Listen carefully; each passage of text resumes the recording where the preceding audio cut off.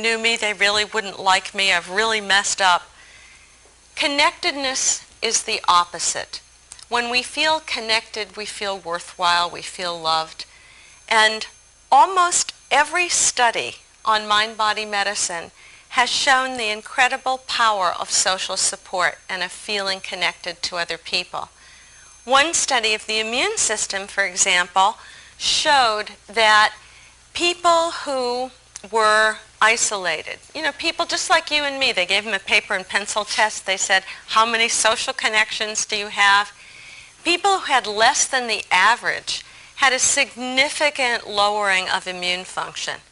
But people who said, I've got lots of people to talk to, lots of people to be with, these people had a healthy immune function. And almost all of the studies mimic that particular kind of study. So sometimes I think, gee, we think about wellness and we think about let's get up at 4 in the morning and go to the gym and then eat our Wheaties and then go to work and we'll all be alone and we'll all be miserable. So when I get on the phone with my friends, I think, now I'm doing something for my immune response. Now I'm talking. This is good. But that's so important, social contact. Now, I want to give you a way of looking at medicine that will take all of this into account. And this is the work of a very dear friend of mine, an internist and a writer whose name is Dr. Larry Dossey, D-O-S-S-E-Y. He's also the editor-in-chief of a wonderful journal called Alternative Therapies. He said, if we really want to look and see what is the medicine of the future, we have to look back to the past and say, what was medicine like 100 years ago when scientific medicine first came? And he says that's the first era, E-R-A, the first era or time frame of medicine.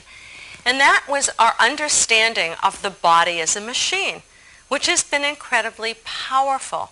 For example, it was only the 1920s when insulin was discovered. And you think about that. People with insulin-dependent diabetes can now live. Prior to the replacement of that, they couldn't live a normal life. You think about vitamin C being discovered at about the same time. Remember, people used to actually die from scurvy. This was an amazing thing.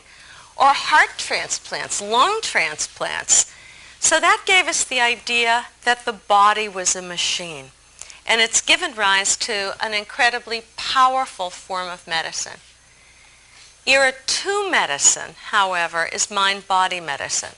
And what Larry Dossey says is, because Era 1 medicine was so powerful with these specific cures, we forgot about the effect of the mind on the body. We let go of that. And now we realize, wow, 75 to 90% of our doctor's visits are for mind, body, and stress-related things. The third era of medicine has to do with spirituality in medicine. And that's a fascinating kind of topic. So what is spirituality? What is spirituality? I would say it's our deepest sense of belonging and connectedness. That for me, a spiritual experience I had as a 10-year-old in my spontaneous remission was a sense of feeling so loved and connected to the universe that that's what I have always thought of as spirituality. And of course, that's what religions are trying to bring us back to. Sometimes they succeed greatly and sometimes not. But that's the point of spirituality. Now, if Era 2 medicine, mind-body medicine, says your mind affects your body, Era 3 medicine says something truly radical. Era 3 medicine says we are all interconnected. All our minds are one mind, which means that your mind affects my body and my mind affects your body. That's really radical, isn't it? And it sounds most peculiar. Now, don't forget, I love science. And I have to say that I'm a skeptic. And a skeptic is a person who keeps an open mind without letting their brain fall out? Now, is there evidence to support this contention? And I would say, yeah, there's some really, really good evidence to support it. Let me give you just two tiny little studies about minds being interconnected. One of them is done by a woman called Marilyn Schlitz, and it has to do with something probably you've all experienced. Were you ever riding down the highway in your car and you were sure someone was staring at you? Yes? And you felt compelled to turn around and see them. And then they get so embarrassed if they get caught. That's always fun, that moment of...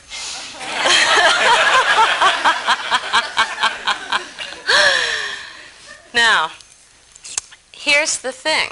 How do you know that somebody's looking at you? What's the inner cue? And she found that in all the cultures of the world, people had the same experience. It wasn't bound to this culture. Here was the experiment she did. She took a video camera and she would videotape a subject, and in a room, another room, there would be the monitor. And then, while they were being videotaped, she would either stare at the monitor or not stare at the monitor. Meanwhile, the person being videotaped was connected to a biofeedback equipment, which essentially monitored the equivalent of, are the hairs standing up on the nape of your neck, right? Now, at a level that was highly statistically significant, the hairs stood up on the napes of the neck when somebody was staring at their picture in a distant room. Now, that's interesting, isn't it? My mother always used to tell me that when your ears burned red, somebody was talking about you. Apparently your mothers told you that too. Which, of course, I used to dismiss as highly silly.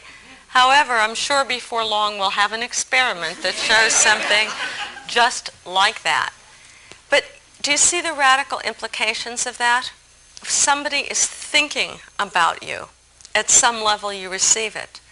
Some of the great physicists talked about this, the unity of our minds.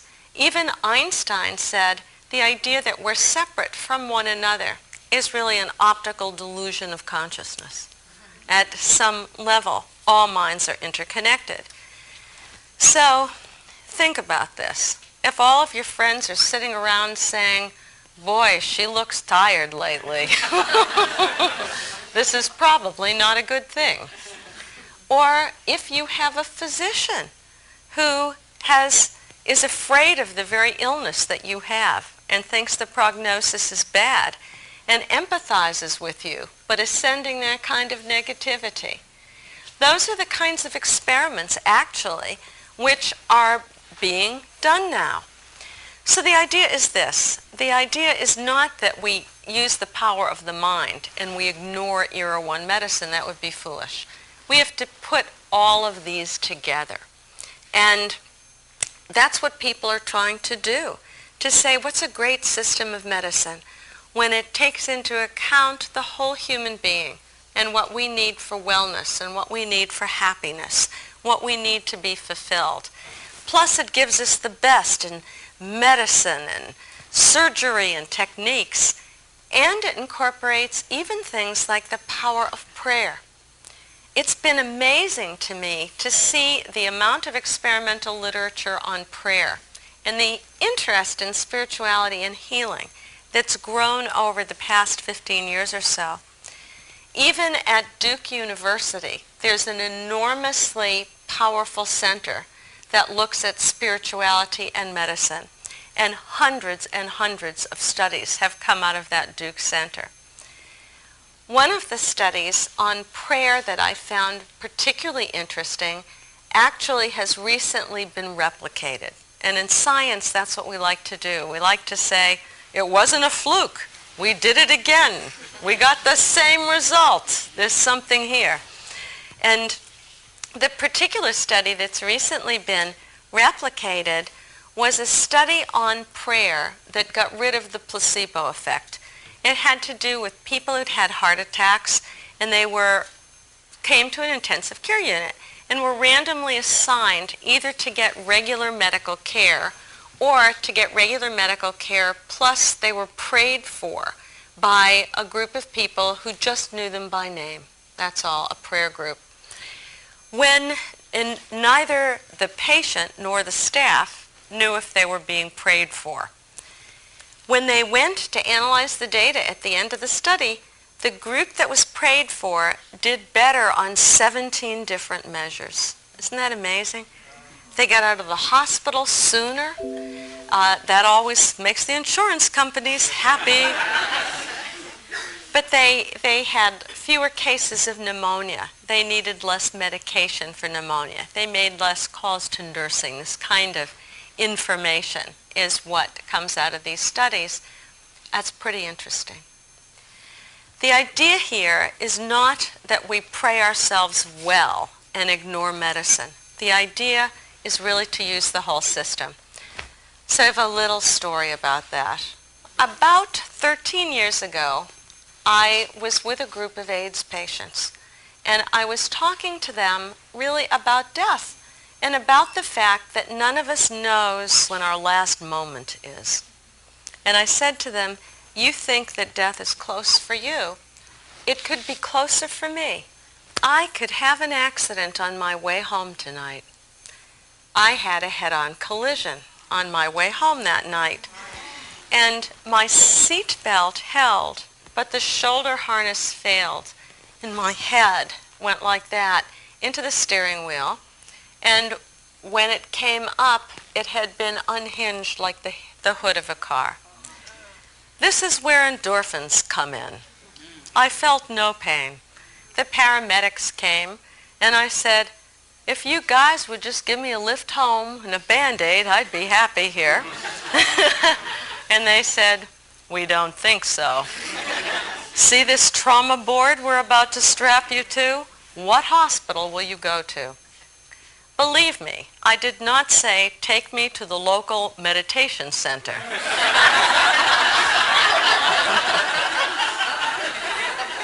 I said, take me to the best hospital that has the best plastic surgeon.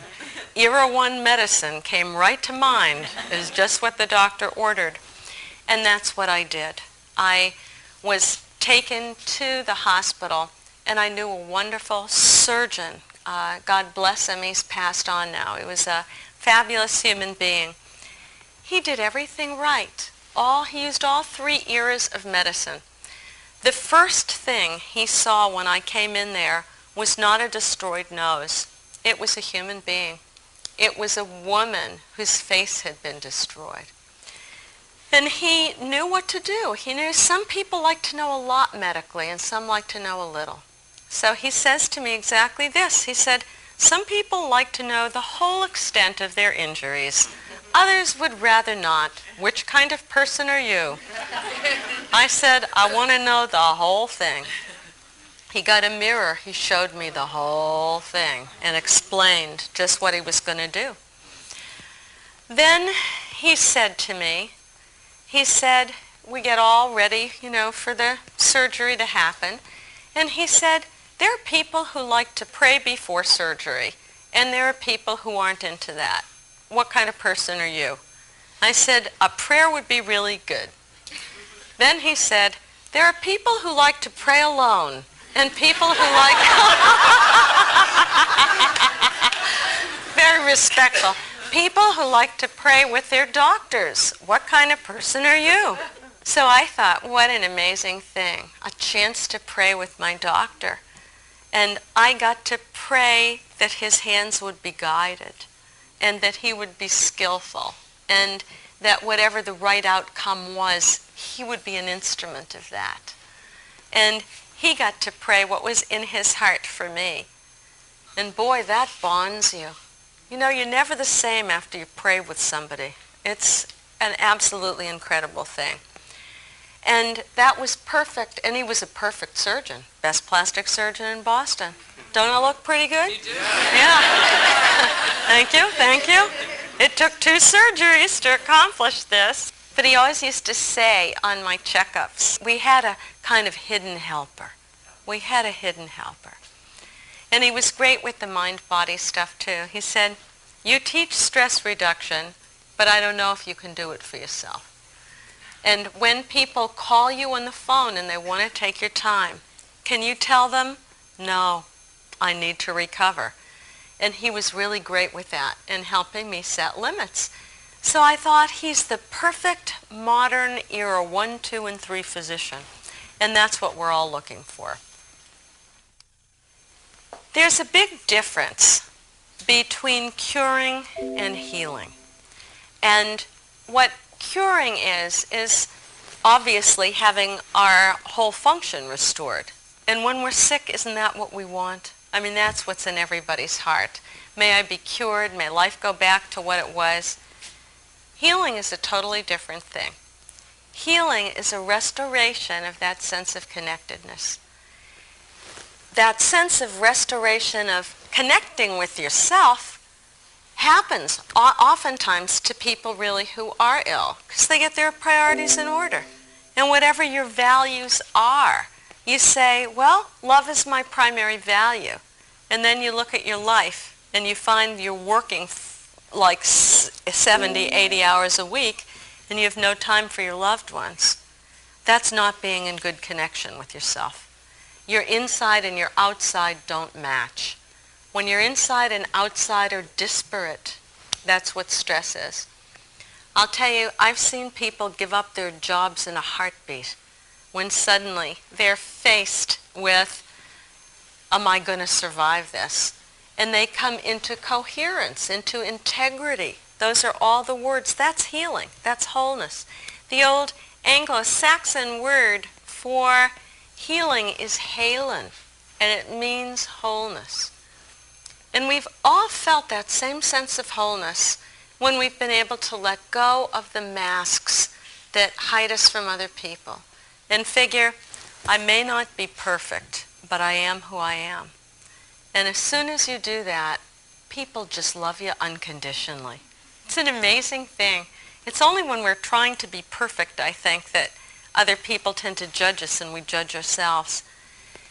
And that ability to be present with other people, to forgive other people, to forgive ourselves, to feel a connection to some greater source, to know our place in this world between the earth and the sky, that's healing.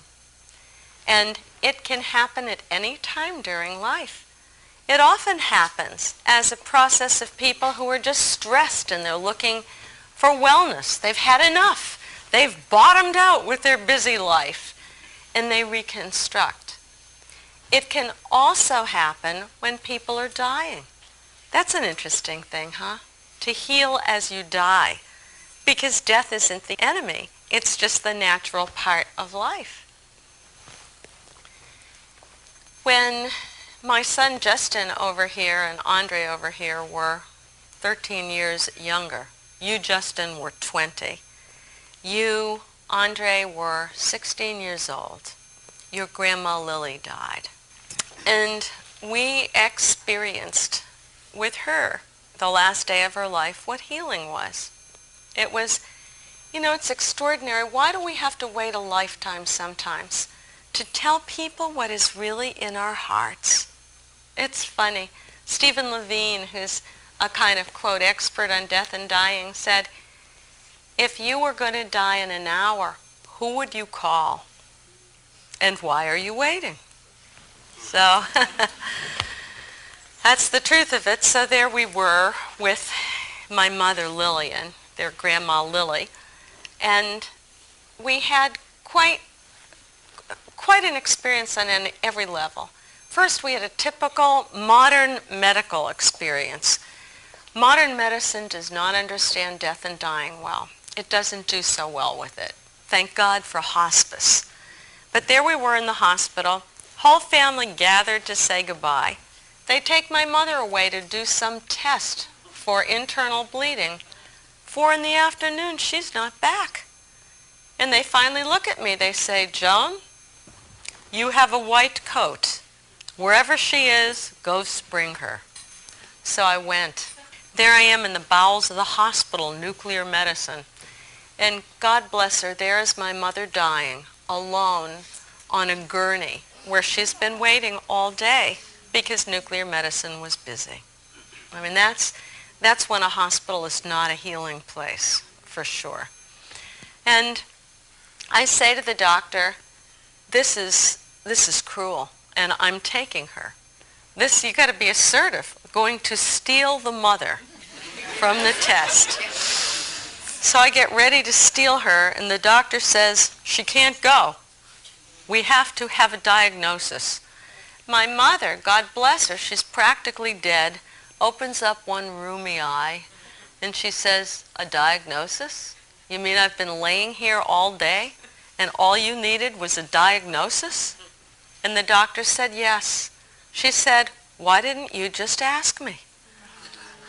She says, I'm dying. That's the diagnosis. The doctor actually couldn't argue with this. My mother was formidable to the last moment, formidable. But there, I grabbed the gurney, and I figure we've got 7 floors to heal our life. That's all. 7 floors. My mother knows this too. She looks at me, not a woman of many emotional words, because I think her generation wasn't. It was just a different time. And she says to me, I've made a lot of mistakes as a mother. Can you forgive me?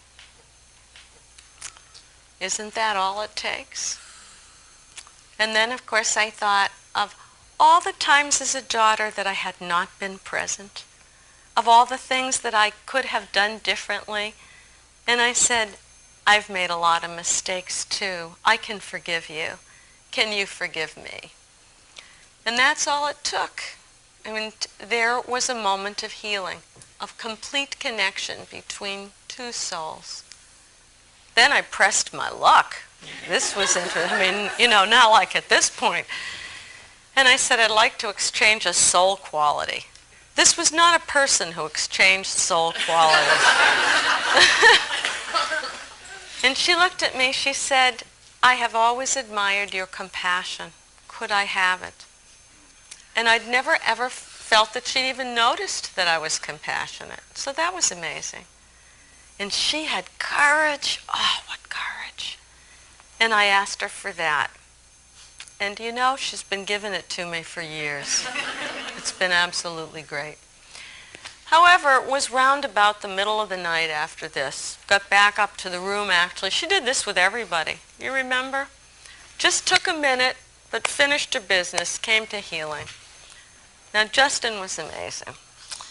At 20, he knew what everybody needs at the moment of their death. And that is, they need to know that the world was a better place somehow because they were there. And he told her, he said, Grandma, you made a difference in my life. He told her so many wonderful things. It was terrific. Then he got in bed and he held her. He held her. And he sang to her. She said, is Grandpa Eddie, that was my beloved father, will Grandpa Eddie be there when I die on the other side? So Justin figures we should sing the song that they fell in love to. So we're going, some enchanted evening.